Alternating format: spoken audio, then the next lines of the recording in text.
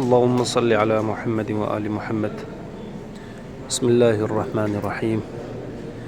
بلت میں سید محمد ابن امام علی النقی الہادی علیہ السلام کے روزہ اقدس پر حاضر ہوں۔ تشیع کی تاریخ میں کچھ شخصیتیں ایسی گزری ہے کہ جن کے کمالات اور جن کے خصائص حسنہ کی وجہ سے تاریخ میں شیعیان حیدر کرار نے بارہا یہ سمجھا کہ یہ شخصیت آنے والے وقتوں میں امام وقت ہوگا۔ انہی شخصیتوں میں سے ایک شخصیت سید محمد ہے جو امام علی نقی علیہ السلام کے فرزند ہے۔ ان کے تقوی، ان کا علم، ان کی معرفت، ان کی عبادت، زہد اس قدر بلند مرتبے پر فائز تھے کہ شیعیان حیدر کرار سمجھتے تھے کہ امام علی نقی علیہ السلام کے بعد یہ سید محمد امام ہوں گے۔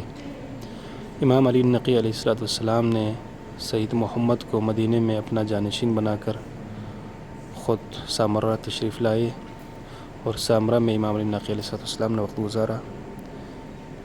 عرصے گزرنے کے بعد جب سید محمد جوان ہوئے تو اپنے والد محترم سے ملاقات کے لیے سامرہ تشریف لائے اور امام سے ملاقات کے بعد کچھ عرصہ گزارنے کے بعد واپس مدینہ کی طرف رخ کیا، اور اس مقام پر آنے کے بعد مقتل کی کتابوں میں، روایات کتابوں میں، تاریخ کتابوں میں ذکر ہے کہ سید محمد مریض ہو گئے، اور کچھ علماء نے لکھا ہے کیونکہ امام علی نقی علیہ السلام سے ملاقات کے بعد ہی واپس جا رہے تھے تو دشمنوں نے انہیں زہر دیا اور یہاں پر شہید ہو گئے۔ ان کی شہادت کے اوپر جب خبر امام علی نقی علیہ السلام کو پہنچی تو امام علی نقی علیہ السلام جو کہ معصوم امام ہیں، انہوں نے گریہ کیا سید محمد کے اوپر، اور امام علی نقی علیہ السلام گریہ فرما رہے تھے کہ امام حسن العسکری علیہ السلام گریبان چاک کر کے اپنے بھائی سید محمد کے اوپر گریہ کرتے ہوئے اندر تشریف لائے۔ چنانچہ امام علی نقی علیہ السلام نے فرمایا،